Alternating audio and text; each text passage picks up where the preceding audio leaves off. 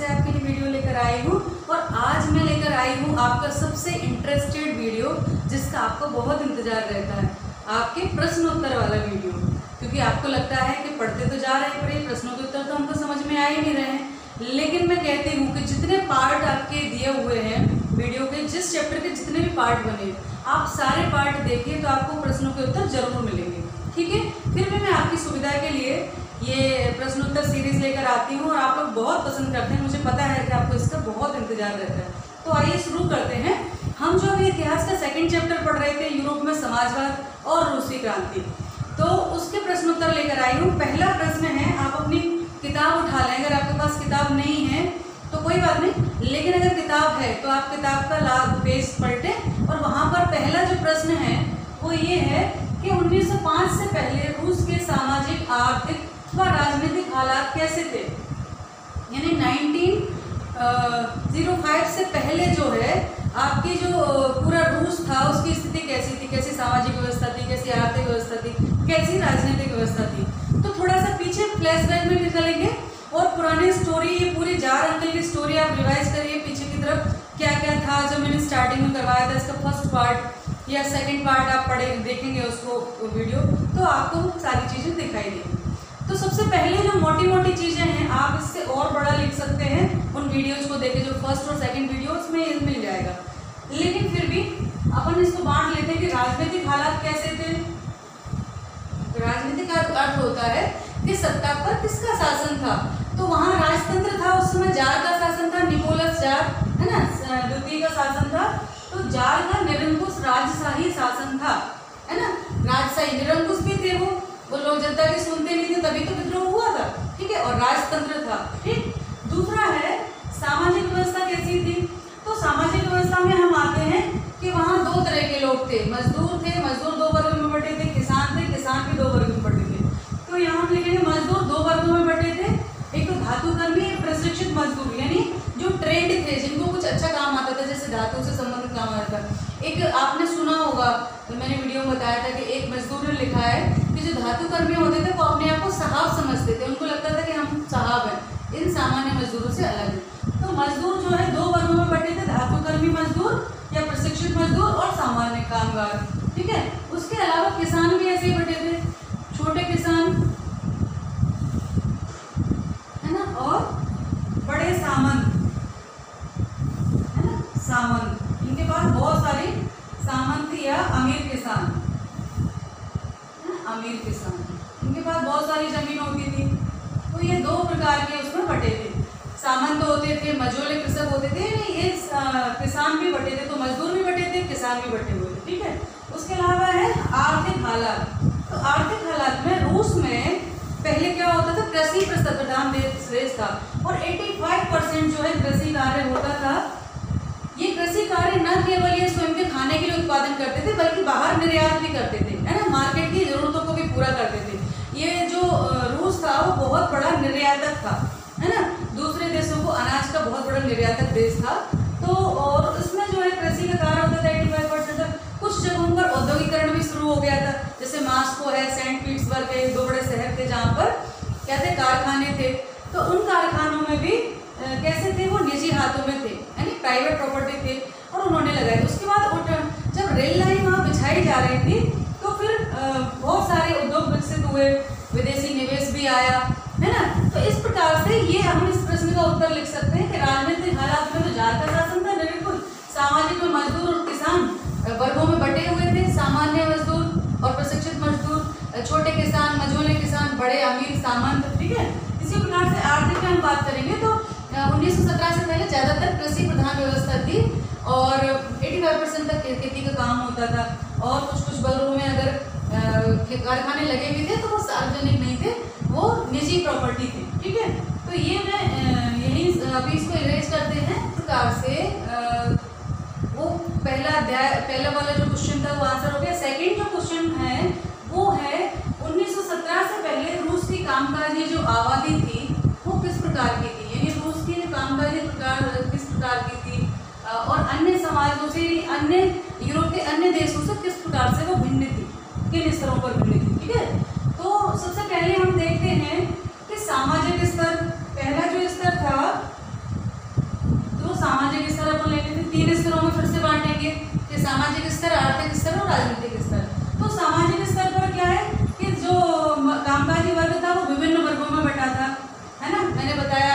प्रशिक्षित मजदूर अलग थे और अप्रशिक्षित मजदूर अलग थे। उनके वेतन में भी अंतर था, थोड़ा उनका स्टेटस भी अच्छा होता था, जो धातु कर्मी वगैरह होते थे ना, और उनके काम के घंटे भी अधिक होते थे।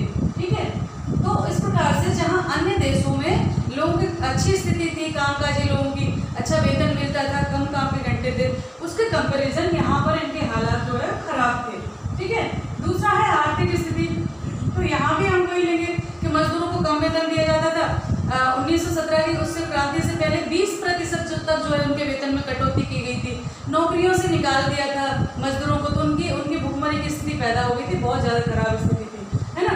जबकि यूरोप के अन्य देशों में उनकी स्थिति अच्छी थी, आर्थिक रूप से संपन्न थे कंपेरिजन रूस के ये मजदूरों की अपेक्षा। ठीक है, तीसरा हम बात करते हैं राजनीतिक स्तर की।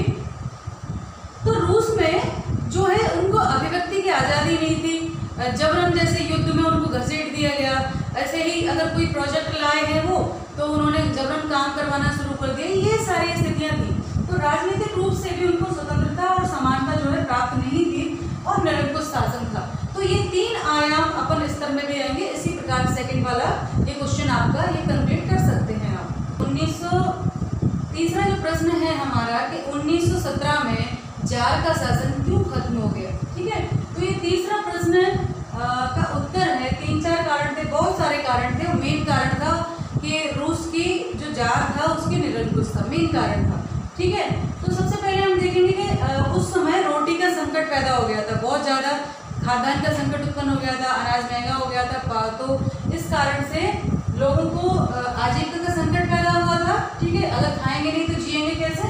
दूसरा युद्ध चालू कर दिया था, तो युद्ध में बहुत लंबा खिंच गया था, उनको भी नहीं पता था युद्ध इतना लंबा खिंचने वाला है। तो पहले तो रूसियों ने साथ दिया जार का युद्ध में, है ना, प्रथम विश्व युद्ध के टाइम पर, लेकिन धीरे धीरे उनको लगा कि ये तो बहुत लंबा चल रहा है, और जिससे क्या हुआ कि सारा धन खर्च हो रहा था, जो अनाज उत्पादित होता था वो सैनिकों के लिए चला जाता था, आम लोग परेशान थे, और जो पूर्वी और पश्चिमी जो क्षेत्र था वो उसकी स्थितियाँ अलग थी।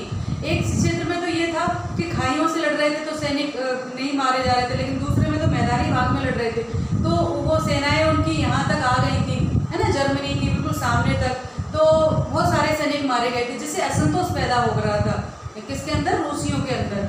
तो ये असंतोष के कारण जो है युद्ध को उन्होंने अब कहा कि युद्ध अब समाप्त कर देना चाहिए, युद्ध में भाग नहीं लेना चाहिए, समझौता कर लेना चाहिए।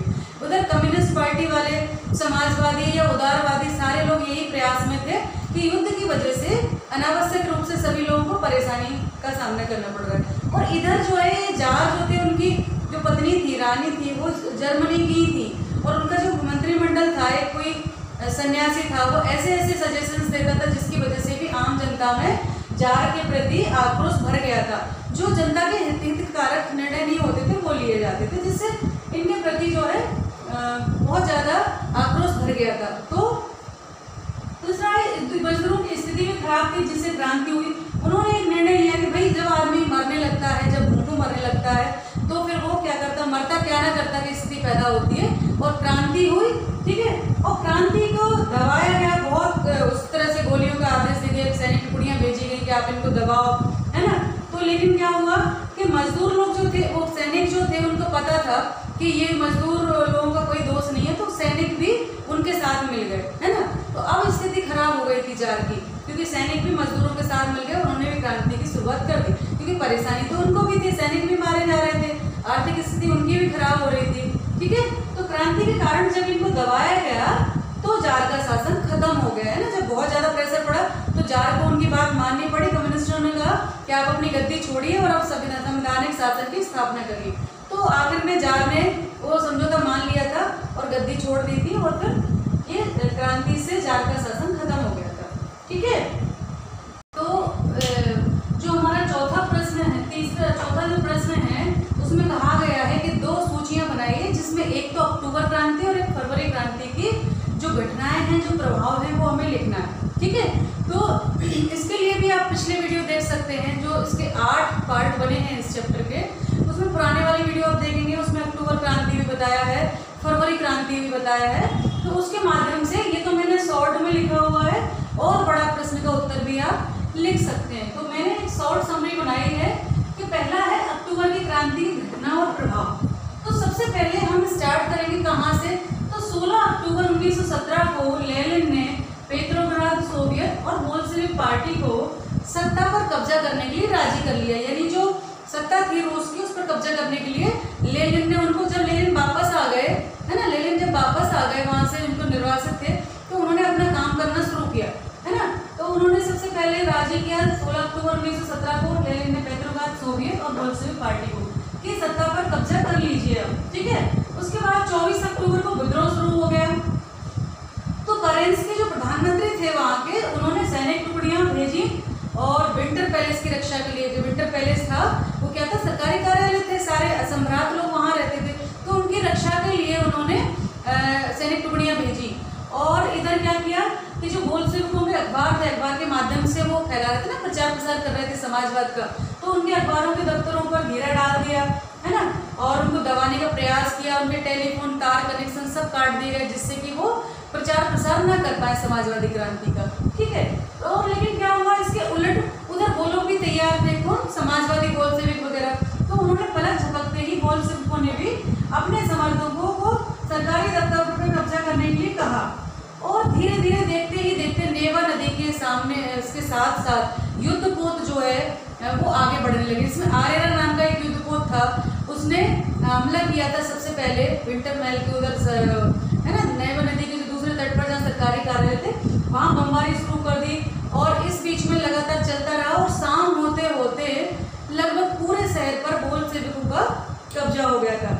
और धीरे धीरे ये घटना की खबर सुनकर पूरे शहरों में सभी जगह क्रांतियां हुई और अंत में दिसंबर तक आते आते जो मॉस्को और पेट्रोग्राद था, जो सेंट पीटर्सबर्ग था ना, उसका नाम पेट्रोग्राद कर दिया गया था, उसको उस पर कब्जा हो गया था बोल्शेविकों का, है ना, कम्युनिस्ट पार्टी का कब्जा इनके ऊपर हो गया था। तो ये घटनाएं हैं और ये प्रभाव क्या हुआ कि दिसंबर तक मॉस्को और पेट्रोग्राद पर बोल्शेविकों का कब्जा हो गया था। तो ये प्रभाव है, ठीक है। आइए हम अब इसका अक्टूबर की फरवरी की क्रांति पढ़ते हैं। तो इस प्रकार से तीसरा तो हो गया, आपकी दो सूचियां जो बननी थी हमने अक्टूबर क्रांति की बनाई। अक्टूबर क्रांति से पहले फरवरी में क्रांति हुई थी पेट्रोग्राद में, उसकी भी सूची हम बनाएंगे। तो पेट्रोग्राद में फरवरी क्रांति की घटना और प्रभाव जब लिखेंगे तो सबसे पहले आप देखेंगे 22 फरवरी को फैक्ट्री में, यानी जो नेवा नदी थी उसके दाएं तट पर मजदूर लोग रहते थे, उनकी क्वार्टर थी, वहाँ फैक्ट्री थी।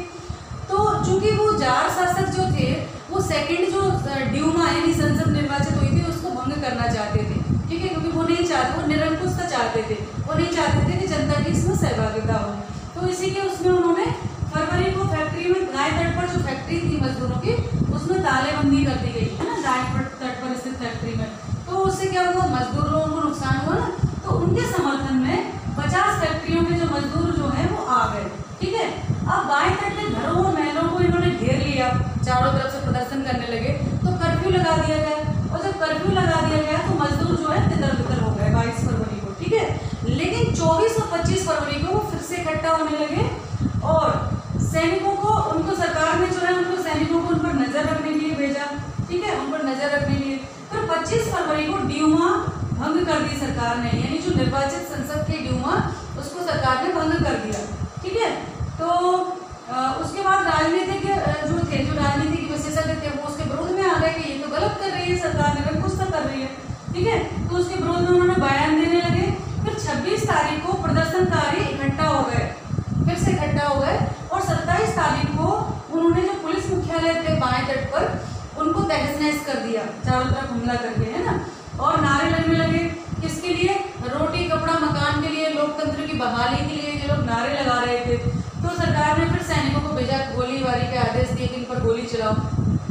क्योंकि सैनिकों को पता था कि ये ठीक नहीं हो रहा है, तो सैनिकों ने गोली चलाने से मना कर दिया, ठीक है, गोली चलाने से मना कर दिया।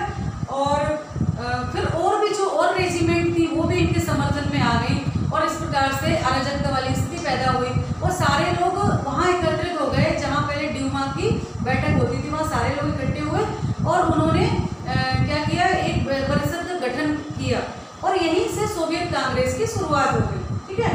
अंत में जाकर एक प्रतिनिधि मंडल जार से मिलने गया और कहा कि आप अपनी गद्दी छोड़िए और अब सत्ता इन लोगों को देंगे जो सोवियत कांग्रेस है। तो 2 मार्च को जो है जार ने गद्दी छोड़ दी। तो ये घटना हो गई। प्रभाव ये पड़ा कि यहाँ पर इन्होंने लेनिन वापस आ गए, उन्होंने किसानों से, सामंतों से जमीनें लेके किसानों को बांट दी, है ना, और युद्ध की बंदी की घोषणा कर दी कि अब युद्ध नहीं होगा। तो ये सारे घटनाक्रम प्रभाव उसके पड़े। ठीक है, अब हम तीसरा प्रश्न आपको, चौथा प्रश्न हमारा ये हो गया है। पांचवा प्रश्न मैं आपको बताती हूँ। प्रश्न नंबर 5 है आपका। उस प्रश्न नंबर 5 में पूछा गया है कि भाई बोल्शेविकों ने अक्टूबर क्रांति के बाद कौन कौन से प्रमुख परिवर्तन किए। तो उसमें हम देखते हैं सबसे पहला है, जैसे ही अक्टूबर क्रांति हुई और वो हटे वहां से जार, तो उन्होंने उद्योगों और बैंकों का राष्ट्रीयकरण कर दिया। अर्थात जो अभी तक निजी हाथों में थे उद्योग और बैंक, वो अब सरकार की संपत्ति हो गए थे, सरकार द्वारा नियंत्रित थे। ठीक है, उसके बाद किसानों को खुली छूट दे दी कि वो सामंतों की जमीन पर कब्जा कर लें और अपने नियंत्रण में ले लें। ठीक है, 1918 में एक प्रतियोगिता आयोजित हुई और उसमें एक सोवियत ट्रॉफी का चुनाव किया गया, जो कि समाजवाद का प्रतीक थी। कम्युनिस्ट पार्टी जो बोल्शेविक पार्टी थी, उसका एक प्रतीक थी समता का, है ना, समाजवाद का प्रतीक थी वो। बुदियोनका नाम की ट्रॉफी का चुनाव किया गया 1918 में, प्रतियोगिता द्वारा चुना गया। उसके बाद 1917 में बोल्शेविकों ने कहा कि भाई संविधान सभा का गठन किया जाए और उसके अनुसार शासन चलाया जाए। तो जो असेंबली थी उसने मना कर दिया, उनके प्रस्ताव को खारिज कर दिया। तो अंत में उन्होंने क्या किया, असेंबली को ही बर्खास्त कर दिया, क्योंकि उनका ये कहना था कि ये तो टेम्परेरी गठन हुआ था जब ये परिस्थितियां ऐसी थी, तो ये ज़्यादा वैसी नहीं है, ज़्यादा लोकतांत्रिक नहीं है। इससे ज़्यादा तो अखिल रूसी जो सोवियत कांग्रेस है वो ज़्यादा लोकतांत्रिक है।